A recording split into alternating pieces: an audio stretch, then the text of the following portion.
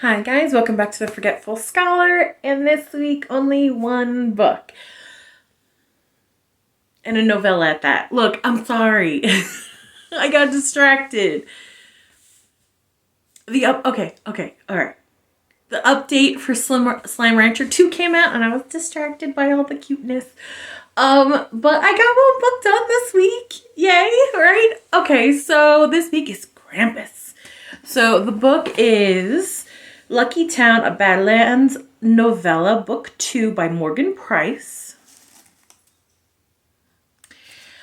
So, to recap, Vic is a cop, originally from Pittsburgh, from a family of cops, and he stumbled onto a situation where someone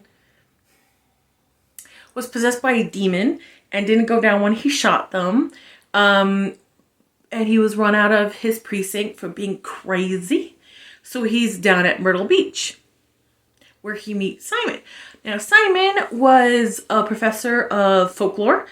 I forget which college. I think it was up in like upstate New York or Connecticut, like northeast somewhere. I think. And he is a medium, like a real life medium, because in this world magic isn't a known thing, right? And when he confided in his then fiance about it, the college found out, called him a quack.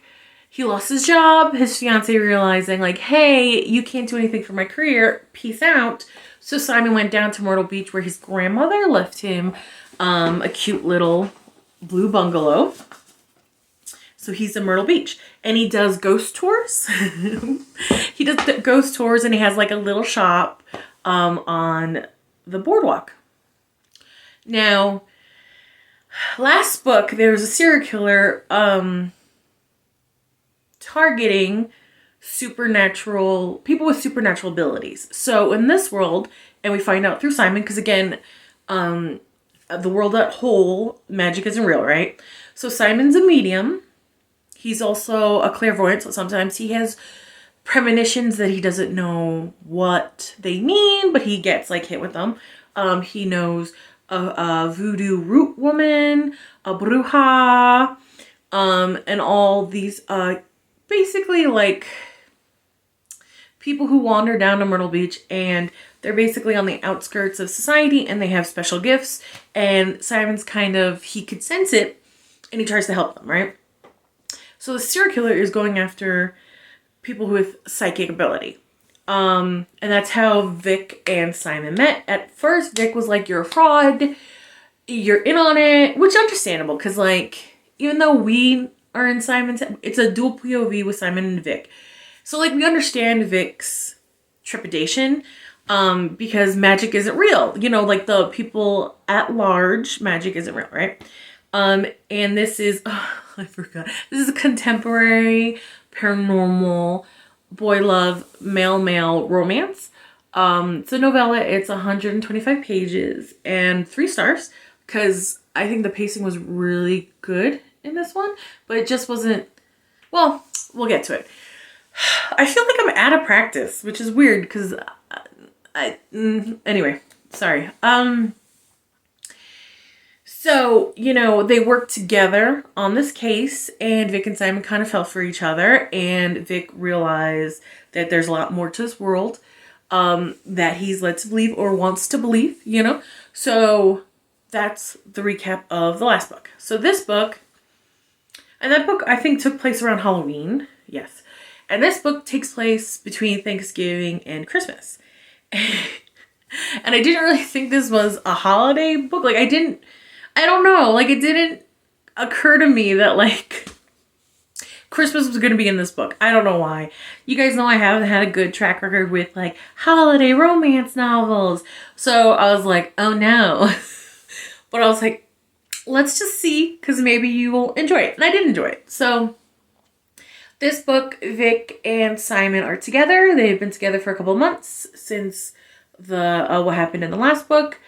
And they're moving in together to the Blue Bungalow, which is really cute. Their relationship's really sweet. They're very, I I can't believe I forgot the word. They're supportive. They're really supportive of each other. It's super cute, right? And Vic kind of realizes that his world doesn't revolve about his family in Pittsburgh anymore, that like Simon has become like his family, which is really sweet. And we do get a contrast because for Thanksgiving, Simon and Vic are going to Pittsburgh for Simon to meet Vic's family. Now, Vic told his family about Simon being medium and stuff like that, so they know, right? So they already know. And we get a contrast because Simon's mother calls him, and we're in on the conversation, and it's a vast different family dynamic, right? Simon's mother kind of doesn't give Simon agency. Like, she kind of treats Simon like, oh, well, you'll do what I want because it's best for like what other people think of us, not your silly little thing. Oh yes, I know you're with that silly little cop, but your ex-fiance who like was only using, he realized he was only using him for his connections, wants you back and he's more respectable. Like all this stuff. Like the phone call, like it got me annoyed, which was good because the writer wanted you to be annoyed with it, right?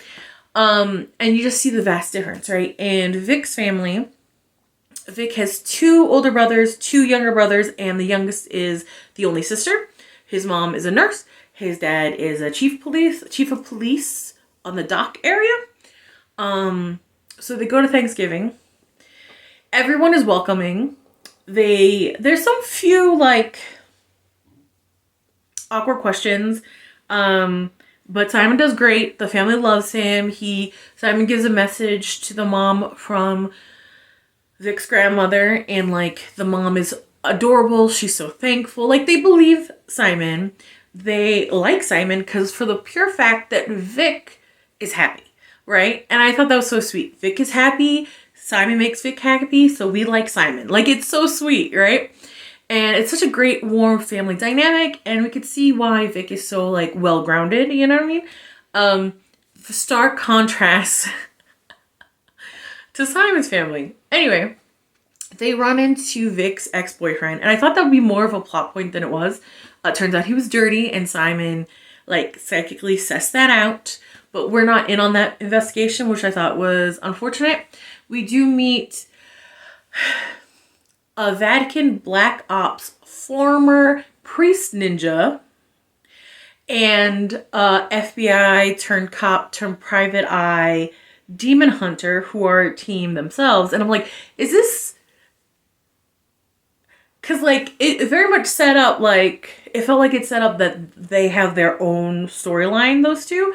So I'm like, I think I might have to deep dive and find it because that sounds incredible. Now, when Simon's in Pittsburgh, he gets a ghostly visit from a ghost that the ghost itself, the spirit itself, is like mangled. So he can't get a clear read on it. But he knows someone is like tricking people. I can make all your dreams come true. Don't read the fine print, sign over your soul kind of thing.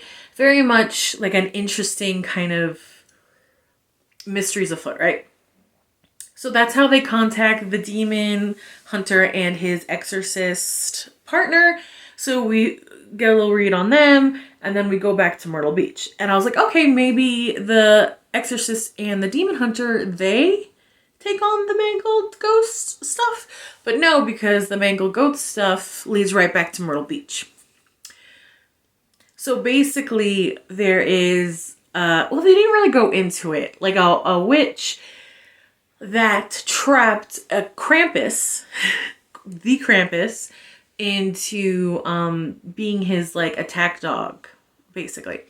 And if you're not familiar with Krampus, it is a Germanic folklore of I guess Santa Claus. I wouldn't say so.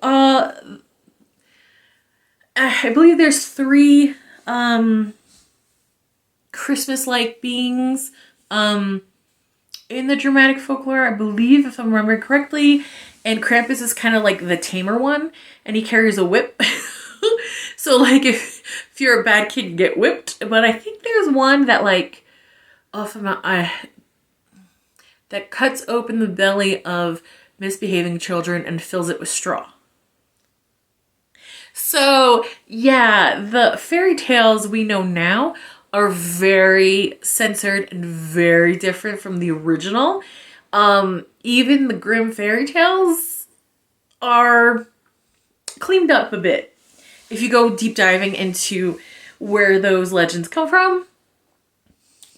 So Krampus is what they called him, an old one, like he's a fae. And they're really worried because you don't really,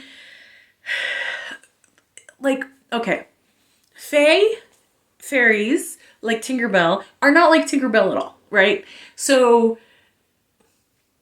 the Celtic folklore on fae are much more bloodthirsty or much more intense. In fact, fae were known to eat the flesh of their fallen enemies. Like, it's a very different vibe than like Tinkerbell. It's cute, adorable, Disney appropriate. This, not so much, right? And they're like, how are we supposed to banish an old one, this fae, back to its, where it belongs? And Simon gets involved with it because, which I thought was really cool, and like I kind of wish some stores out here in where I live would do this, because this was a lot of fun. So in his store that does ghost tours, right, he decided to kind of do like a spooky version of Halloween. So he put like a figurine of Krampus out in the front, and he did like t-shirts that like Merry Spookmas and stuff like that. And I was like, oh, that'd be so cute if like other stores did that. I would drive with that. But I love the spooky, so I love Halloween, so maybe that just called to me. Anyway, this woman comes into the store all panicked because she's like, how do you know what he looks like? Because Krampus is following her, because she's one of the poor misguided souls that went into a deal and didn't read the fine print. Or maybe she did and she was really desperate. This is a novella, so we don't get really a lot to sink our teeth into in terms of that, which is the only criticism I have. I had a blast reading this book. Surprise Krampus. It was a holiday romance. I liked it. Wow, I know. Maybe because it had a spooky element to it. I don't know, probably. But we didn't really get to sink our teeth into the mystery itself. Why she was so desperate. Like, we get a quick synopsis, right? But we don't know why the witch that entrapped the Krampus, why he was doing what he was doing. Which is unfortunate, because the first book we got like a pretty intense and pretty in-depth of why the serial killer was doing what he was doing. So I kind of, if I had one critique, I would have liked a reason why this, I think they called Death Witch, did what he did in using a Krampus as an attack dog, which the other players in the story, the voodoo root woman that is a good friend of Simon, who gave him protective charms when the serial killer was after him, and the bruja, or witch, Hispanic witch, they know it was a death, like a dark witch that did this, but they don't tell us why, right? And they don't tell us how it happened. What I did really like about this is, like, in second books, they kind of give you a quick description of secondary characters. You know what I mean? So, his friend, the voodoo root woman, did a fantastic job of catching us up. And like the phone conversation with Simon, she basically caught us up on the whole plot for the first book, much better than I did. And it was so great because it was like basically scolding Simon for getting shot. Her frustration at the bruja that left Simon in the lurch because she was just protecting her family. And like she basically told off the bruja as well, and she's like, and Simon's like, no, I understand, because we get that Simon is a very understanding person. And he's like, no, I understand why she would just want to protect her family, and left. And oh my God, she is hilarious. The root woman's hilarious. She's like, she knew she did bad by you and she needs to do better by you. Do not excuse. And I was like, that was such a fun way. Like, because it's such a fun way to encapsulate the first book as a character kind of not really like reprimanding him necessarily, but was angry at how the first book played out, and was like, annoyed by it. You know, like, it was fun. It was a fun way. Like, I haven't seen that before, where maybe there are other books like that, I don't know, but this is the first book I read where the synopsis came as like half lecture because she cares, half annoyed at her other friend that didn't help. Like, it was such a great way. I thought that was such a great way to get the recap in for the first book. So I absolutely love that, right? Pacing was great. I just wish, it's 3 stars because I just wish we got a little bit more of why the witch decided to, we don't even, yes, they did find out what the witch's name is. We don't know how because it was like the Bruja and the Root Woman, so we don't know how. But like, I would have loved a little bit more about the villain and why he did what he did. So basically, Simon is distracting the Krampus. Vic is protecting the woman that is part of the deal with... it reminded me of Supernatural a little bit because it had a sawed-off shotgun and the bullets were filled with like rock salt and things like that. So it reminded me of Supernatural. Why the Bruja and the Root Woman... well, the Bruja was gonna send...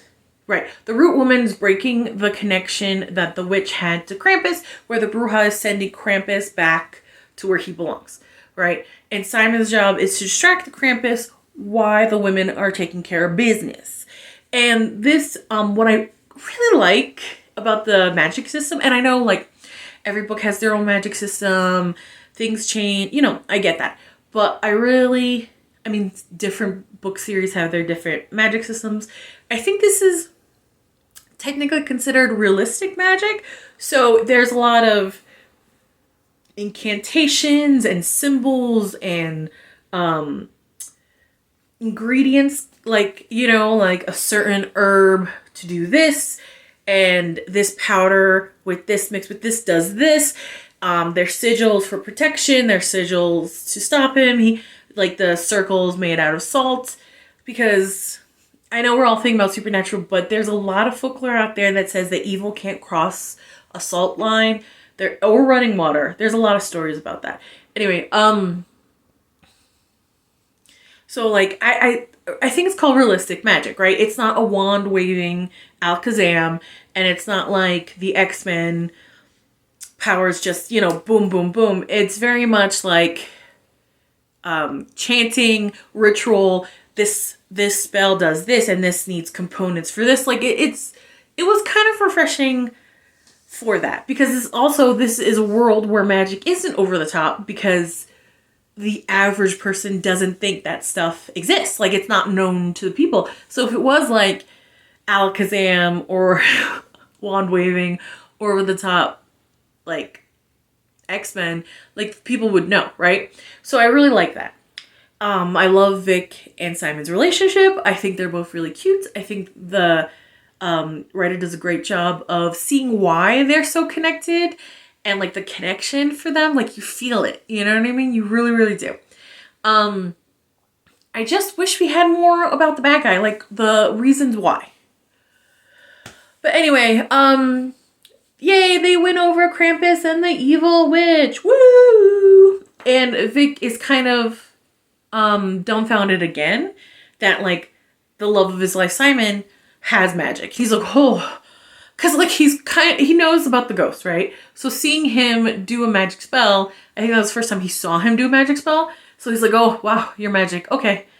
But he's so supportive, was like, okay. You know, I think also because he's a cop from a whole family of cops, and like the evidence is right in front of him. So I like that. I like the whole thing.